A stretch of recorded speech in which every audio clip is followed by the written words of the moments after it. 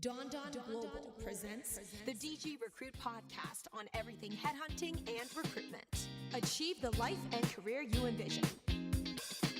What's up, game changers? It's your host, Don, founder of Don Global, the headhunting and career coaching company helping you achieve the life and career you envision. In today's DG Recruit episode, we'll talk about what you can do to improve your business skills as a junior professional in the recruitment space.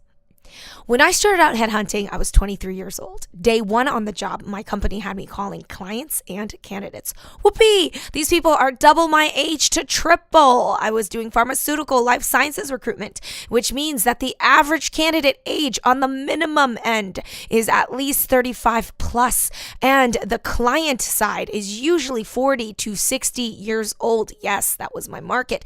And like many of you listening out there, that is your market. Every single market is filled with older professionals. So as a junior headhunter, how do you establish your credibility in front of senior level talent and clients? Well, first, in the headhunting world, in our job of headhunting, it's very important to distinguish who is your true client. In our business, we get paid by, yes, it is a company. We call them our client. However, who is the ultimate driver of your business? And my answer is, it's probably, and 99%, always the candidate, because candidates are the ones that will ultimately get you paid. Without the candidate, you do not have a deal. Without the candidate going to work and staying and surviving past the 90-day rebate period, you will not be paid. So at the end of the day, it's not so much the client that is the client, it is truly the candidate that is the client. So it's very clear to distinguish who you need to play to and who you really need to spend the extra time wooing. And the majority of the time, that is going to be your candidate. That's why I think, especially in full desk realms, you can be very successful in headhunting very young in life because, like I said, this business revolves around candidate. When you have a split desk and someone's just doing clients, I have my views on that. It can work under the right circumstances and the right leadership, but most companies will struggle at a certain point because the real money lies in the candidate ownership. And it's hard to do that when you're setting up shop with junior people running the most important part of the business, which is the candidate side. The candidate side, like I said, in many markets is the core client. You need to focus on servicing the candidate versus servicing the client. That is the case for all the markets I have ever worked. If I wasted my time doing client work, I'd be nowhere. The strategy in my businesses have always been to master candidate ownership. Now, how do you own your client, whoever that is, whether that's your client or your candidate? Well, the first step is to build very strong rapport. In this business, it is all about likability. If people don't like you, they will not work with you. It's not about how many years you've been in business. It's not about what you know about the industry. I mean, that definitely helps. But ultimately, the core reason why someone would work with you as their recruiter is because they trust you and they like you. And that comes down to rapport. Rapport is the first thing that you need to build. And you can build rapport at a young age, right? You don't have to be 50 to start building rapport. And again, that's why recruiters, you see young people in their 20s making six figures all the time. It's because they know how to be likable very young in life. So that's the trick. Number one, you got to build rapport. How do you build rapport? Your company may already have given you training on this, but it starts off with open questioning.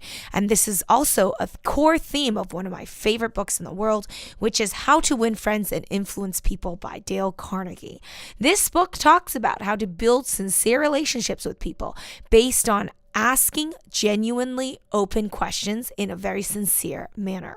So that means staying away from do you or do you not questions, because those are yes or no questions. You do not want closed-ended questions. You want open questions so you get the candidate talking. So it's when you do a headhunting call, you say, hey, Joe, hey, Mary, how's your week? They're like, oh my God, do I know this person? They go, yeah, it's going well. How are you? And you know, that's just natural human response. Say, excellent, doing fantastic. Wanted to reach out to you. Things have been great on my end. Everything's busy in my business. You know, in our technical market, there's always such a growing need for people such as yourself. Super keen to learn what's happening in your world, right? Open questioning, not do you have a minute to chat? That does not work. Open questioning. That's how you want to set up the call.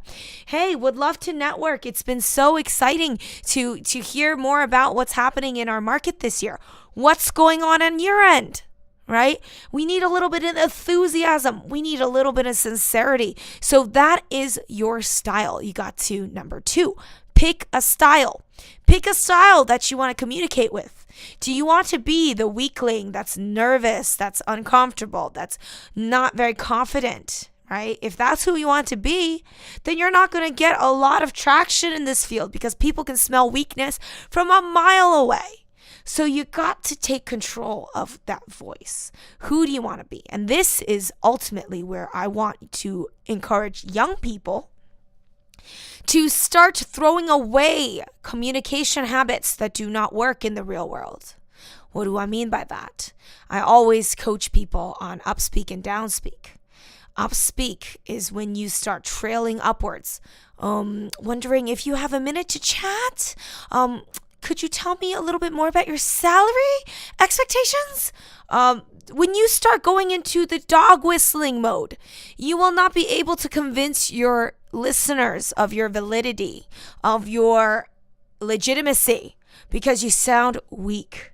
So instead of going upspeak, let's focus on downspeak. Let me ask you, how much are you going to end the year on this year? Where do you see yourself going next year in terms of career progression? Finish every statement on a downward note, right? And also manage your speed of communication. I like to talk fast. That's just who I am. I do it with enough downspeak that I still can convey my legitimacy. But a lot of times when you start trailing off and you're going off into your rants and things just go crazy, right? Speed also matters. So slow down when you need to. Slow down when you're trying to make a point. Start honing in on that inner voice, that confidence, that, aura of charisma, of attraction, right? You want people to be naturally attracted to you. All right, now we talked about vocal tone and voice.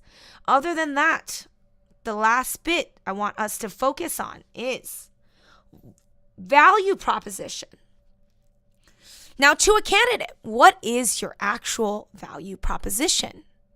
I see a lot of times headhunters work with candidates. They're not being sincere.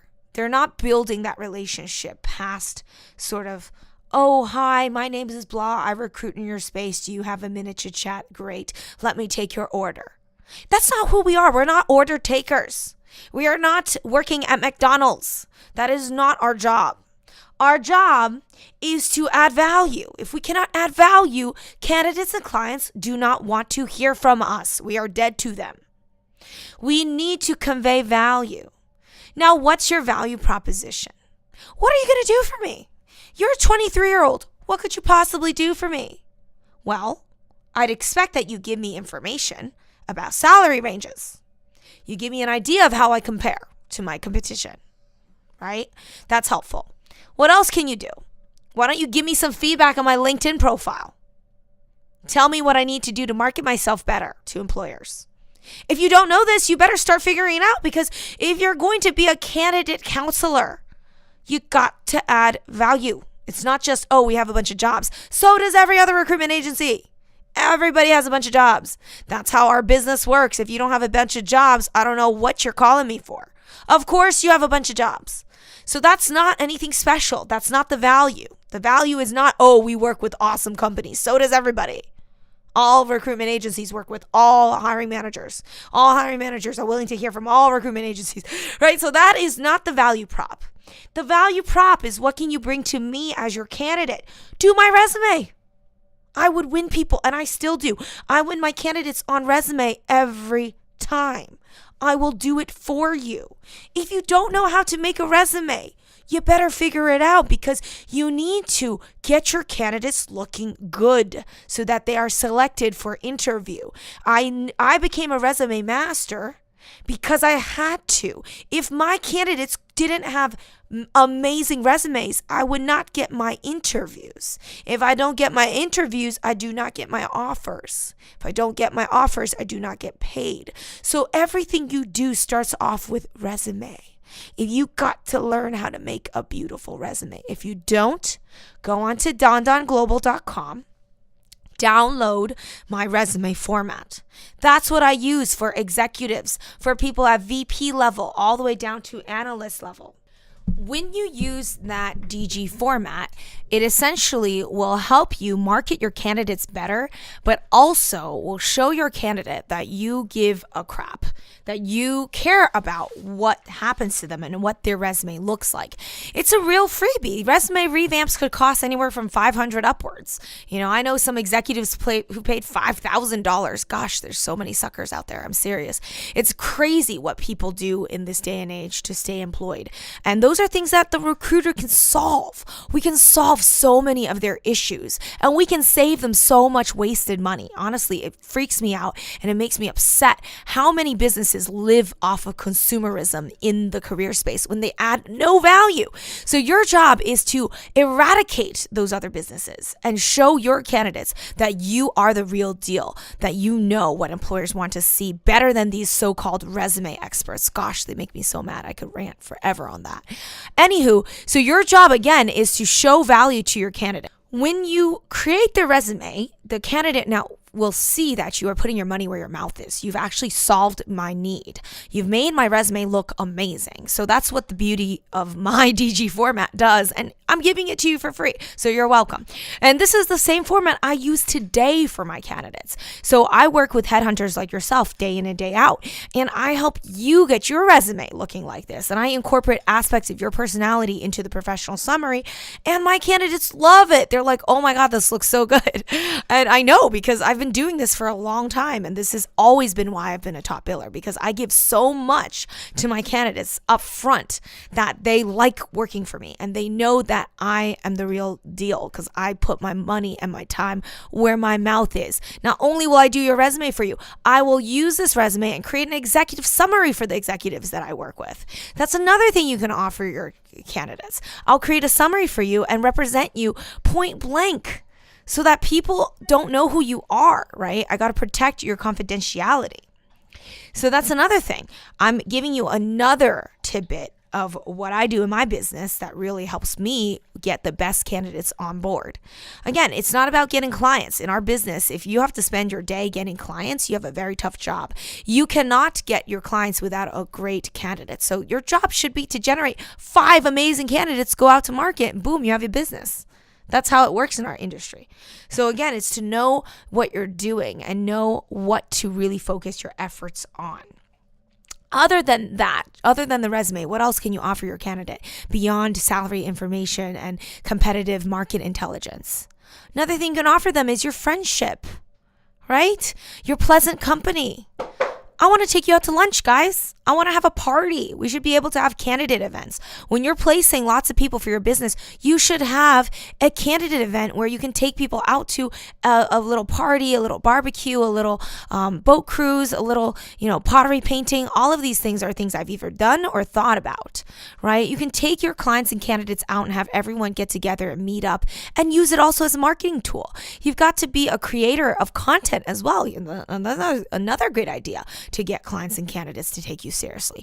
When you create high quality content on things that are happening in your industry, salary information that matters, career advice that you have seen and heard and worked with, those are all things that you don't need a ton of examples. You only need 2 examples. You don't need to have done this job for 20 years to come up with some good content.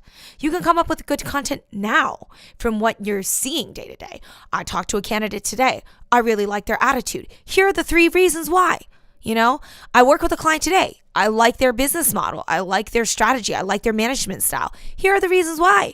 You can find content in every single thing you do. And those are things that you can create content around and share with your marketplace. I think I covered a lot of good ideas for you to get started, and these are all aspects that you have to incorporate in your business slowly but surely. You also have to make sure that your management agrees with you. If they don't agree with you, you have a whole nother problem on your hands, because today's world is not like it used to be. Grinding and calling on the phone and bombarding people. Yes, it definitely still works, but you got to do the job better and smarter. And it starts off with taking advice like the ideas that I shared with you today. I hope DG Recruit is helping you understand the realities, challenges, and opportunities when it comes to headhunting and recruitment. Whether you're already a top biller or an aspiring headhunter, I'd love to get to know you. Sign up at donnaglobal.com to stay in touch on all aspects of career coaching and headhunting. Connect with me on LinkedIn. I'll see you there. Thanks for tuning in to DG Recruit. This has been a production of Donna Global.